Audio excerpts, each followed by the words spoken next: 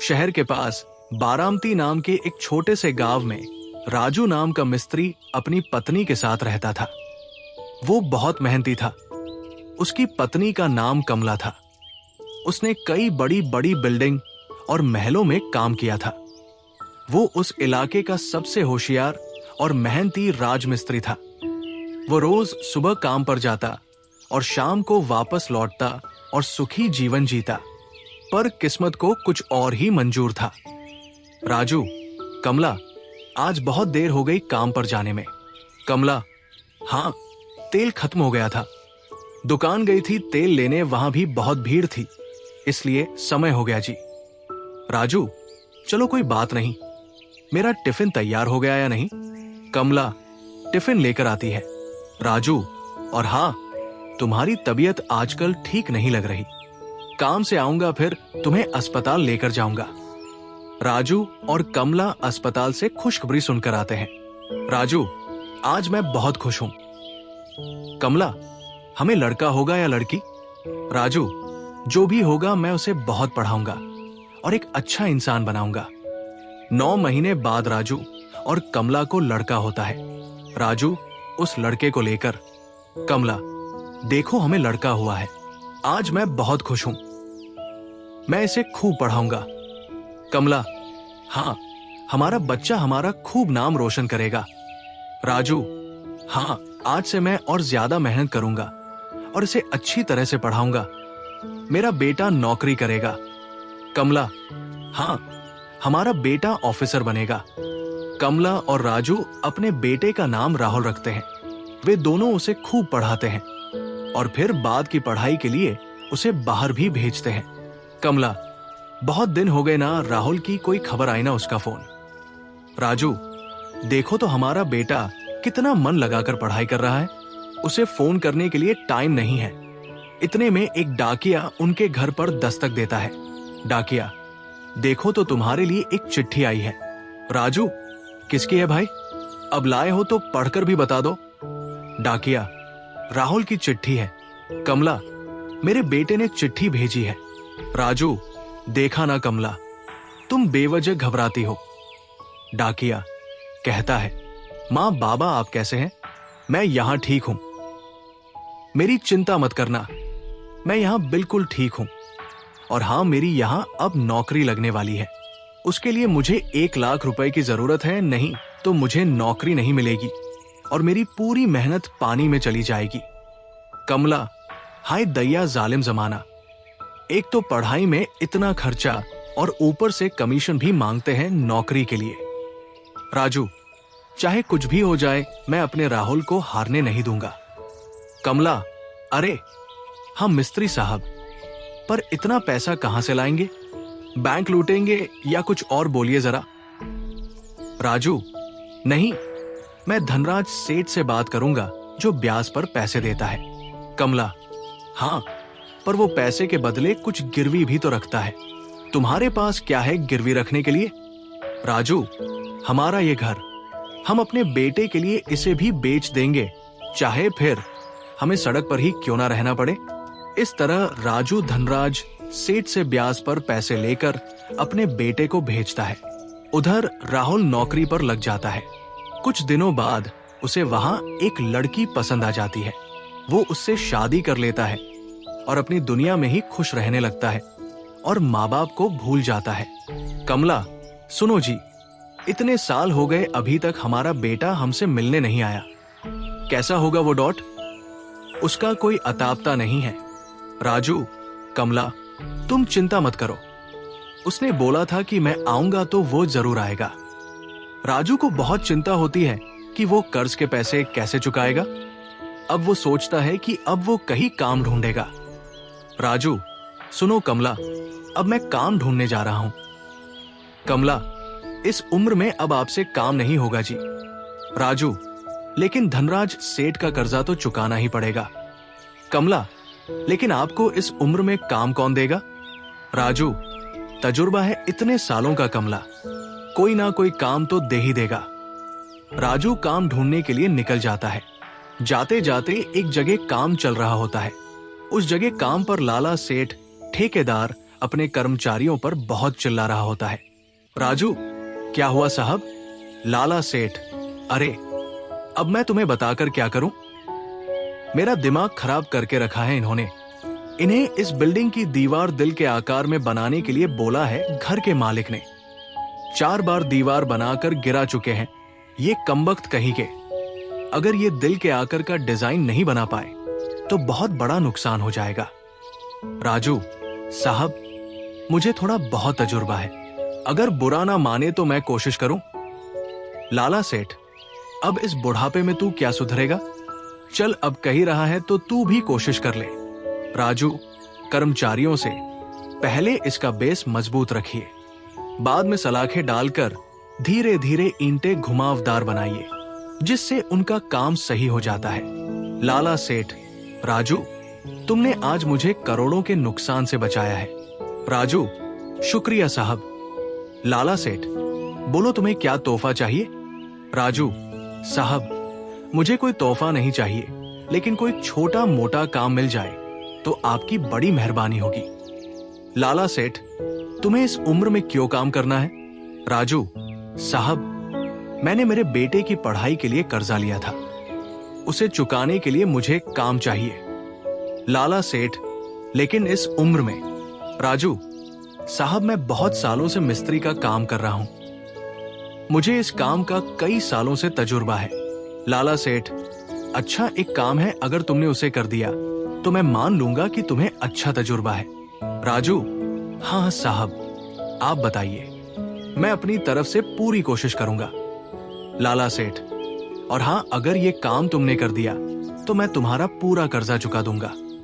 तो तुम कल मेरे घर आ जाओ और मैं तुम्हें वो काम बता दूंगा।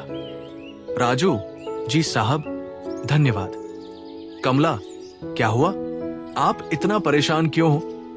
काम नहीं मिला क्या? चलिए हम कुछ ना कुछ कर ही लेंगे। राजू, कमला, ऐसा काम मिला है जिससे हमारा पूरा कर्जा चुकता हो जाएगा। कमला, लेकिन फिर भी आप इतना परेशान हैं, और फिर आपको काम कैसा मिला है जिससे आपका सारा कर्जा एक बार में चुकता हो जाएगा? राजू, यही मैं सोच रहा हूं, लेकिन ये तो कल सेठ के घर जाकर ही पता चलेगा। चलो अभी खाना खा लेते हैं, सुबह लाला के घर भी जाना है। कमला, हाँ ठीक है। दूसरे दिन सुबह राज मिस्त्री लाला सेठ के घर जाता है। रास्ते में उसे एक छोटा बच्चा खेलते हुए दिखाई देता है। राज मिस्त्री उस बच्चे को देखकर मुस्कुराता है और दरवाजे की ओर आवाज लगाता है। राजू साहब, साहब। लाला सेठ, अरे अरे, तुम आ गए, आओ बैठो। राजू, ये मेरी लड़की है मोनिका। राजू, नमस्ते मालकिन। लाला सेठ, ये बाहर पढ़ाई करती थी, कुछ साल पहले ही इसकी शादी हुई, अभी यहाँ रहने के लिए आई है। और वो रहा इसका शरारती बच्चा। इसका एक सपना था कि हमारी खुद की एक जौहरी की दुकान हो। इतने में मोनिका बोलती है, मोनिका, बात यह है कि 3 साल पहले ही हमने यहाँ एक बाजू में एक बड़ी दुकान बनाई, लेकिन 4 या 5 महीने के बाद हमारी तिजोरी में से पैसे गायब होने लगे। अभी पिछले महीने में भी चोरी हुई। अगर तुम्हारे पास इसका कोई इलाज है तो बताओ। राजू, पहले जरा मुझे दिखाओ, मैं वहीं पर कुछ ना कुछ दिमाग लगाकर इसका इंतजाम कर दूंगा। लाला सेठ, लेकिन बड़े बड़े इंजीनियर भी इस समस्या का हल नहीं निकाल पाए। राजू साहब, मैं पढ़ा लिखा तो नहीं हूं, लेकिन कई सालों का तजुर्बा है मेरे अंदर। साहब, क्या आप अपनी दुकान मुझे दिखा सकते हैं? लाला सेठ, हाँ बिल्कुल। राजमिस्त्री पूरी दुकान देखने लगता है। मोनिका, देखिए, यहां हमने पक्के से पक्का लॉकर बनाया, लेकिन फिर भी चोरी हो ही जाती है। इसका कोई उपाय है आपके पास, या हमें कोई नया घर बनाना पड़ेगा पैसा रखने के लिए? राजू थोड़ी देर सोचता है। राजू, कोई बात नहीं, ये तो बहुत आसान है, मैं अभी 5 मिनट में इस चोरी की समस्या को दूर कर देता हूं। लाला सेठ, तुम तो ऐसे बता रहे हो जैसे बीरबल का दिमाग है तुम्हारे पास। राजू, मेरे पास बीरबल का तो दिमाग नहीं है, लेकिन मैं आपको एक तर्क की बात बताता हूं। मोनिका, तो जल्दी बताओ। राजू साहब, आपने अपनी दुकान की तिजोरी कोने में रखी है। अगर आप इस तिजोरी को बीचों बीच रखोगे तो इस पर सबकी नजर रहेगी। एक बार इसे इसकी जगह से हटाइए और बीच में लाकर देखिए और उसे इस तरीके से बनाइए कि किसी को नजर ना आए कि ये एक तिजोरी है। जैसे उसके ऊपर बैठने का टेबल बना दीजिए। मोनिका, विचार तो अच्छा लगा, लेकिन आप ही इसे टेबल का आकार दे दीजिएगा। लाला सेठ, अच्छा ठीक है, अगर मेरी दुकान से 6 महीनों के अंदर चोरी नहीं हुई तो मैं तुम्हारा पूरा कर्जा चुका दूंगा। राजू, ठीक है साहब। वो सब मिलकर तिजोरी का काम 5 दिन में मिलकर खत्म कर देते हैं।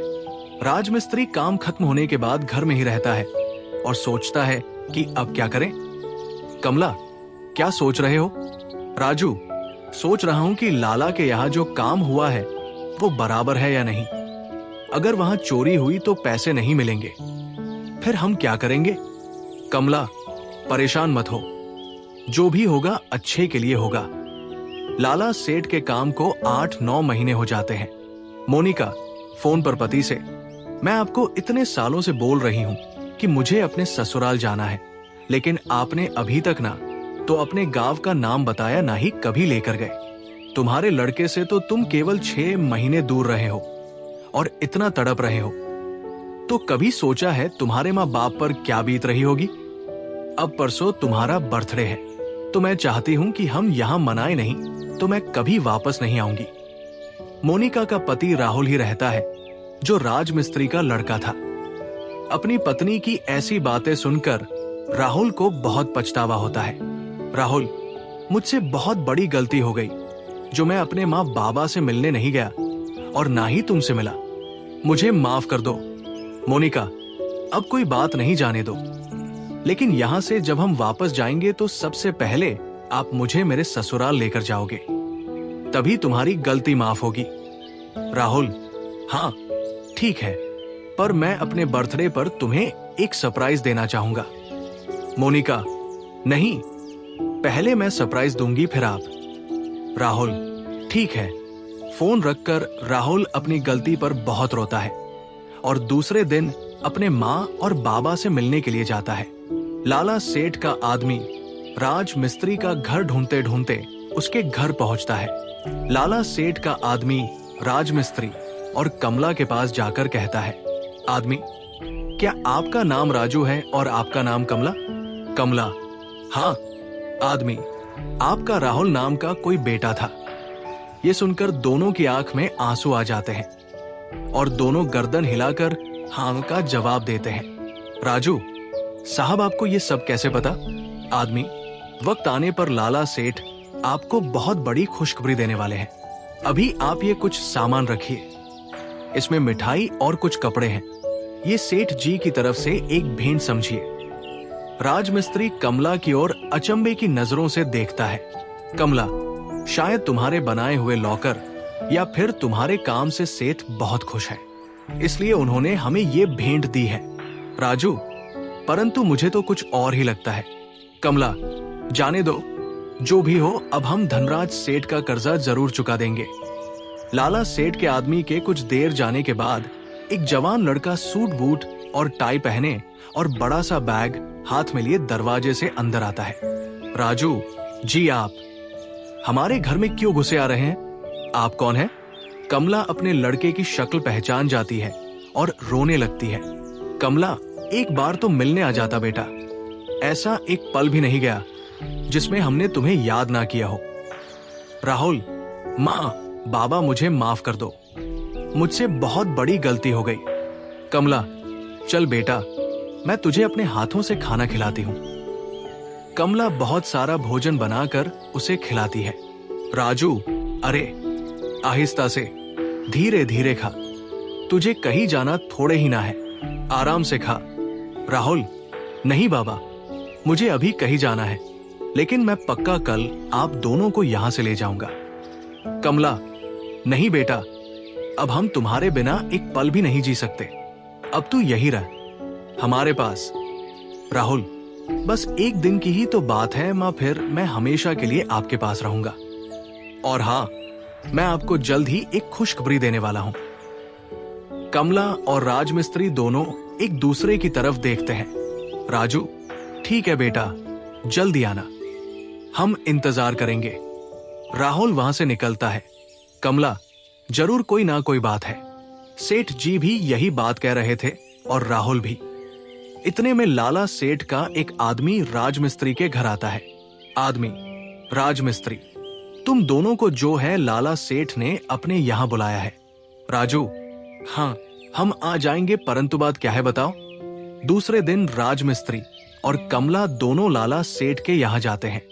लाला सेठ, आओ राजू, तुमने जो काम हमारी दुकान के लिए किया उससे अभी तक हमारी दुकान में चोरी नहीं हुई। ये तुम्हारा कर्ज का पैसा और ये रहा तुम्हारा इनाम। ऐसा बोलकर लाला सेठ उसे और पैसे देता है। उतने में अंदर से राहुल और मोनिका आते हैं। मोनिका, तुम बोल रहे थे ना कि अब तो दुकान में चोरी बंद हो गई। ये इतना अच्छा काम किसने किया? ये है वो जिन्होंने ये काम किया। राहुल, तुम बोल रही थी कि मैं तुम्हें कभी तुम्हारे ससुराल नहीं लेकर गया। इनसे मिलो, यही मेरे माँ और बाबा है। राहुल, माँ बाबा, ये मेरी पत्नी है मोनिका और मेरा बेटा बंटी। मोनिका उनके पैर पड़ती है। वो दोनों आशीर्वाद देते हैं और बंटी को गले लगाते हैं। लाला सेठ, अरे मुझे पता था मेरी बेटी किसी हीरे को ही चुनेगी।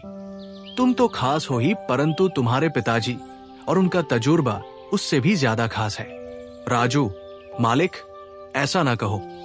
यह हमारे लिए बहुत बड़ी गर्व की बात है कि हमारा बेटा आपकी बेटी से शादी किया है। लाला सेठ, अरे मालिक किसको बोल रहे हो भाई? आओ गले मिलो। लाला सेठ, अब तुम हमारे समधी हो गए हो। और हाँ, याद रखना, शायद मेरे पास पैसे ज्यादा होंगे लेकिन तुम्हारे पास तजुर्बा ज्यादा है, इसलिए कोई छोटा या बड़ा नहीं। इसके बाद सभी लोग एक साथ एक ही परिवार में हंसी खुशी रहने लगते हैं और प्यार भरा जीवन जीते हैं।